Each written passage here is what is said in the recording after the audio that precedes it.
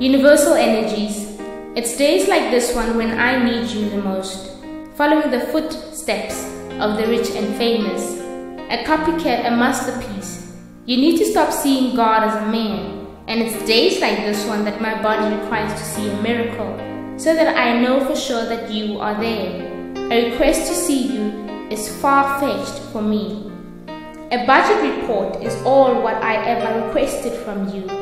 Please tell me if you are pleased with my budget report. My commitment to get to know you better is so that I can do better.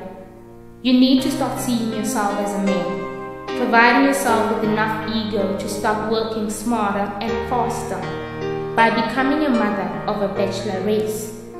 You need to realize your own intellectual span, aroused beyond the God that exists, to become the goddess, not directing the God himself, but by appreciating a godly image as a godly limit, to appreciate the one who is above you, because a high standard has been set for you. Life is a test. Can you meet the standards that the one has made for you? Can you reach the ultimate height of a straight and good Samaritan, so that you can get it straight from the source, straight into the knowing, straight into creation, straight out with a bunch of intellectuals that use the lack of spiritual intelligence to conquer?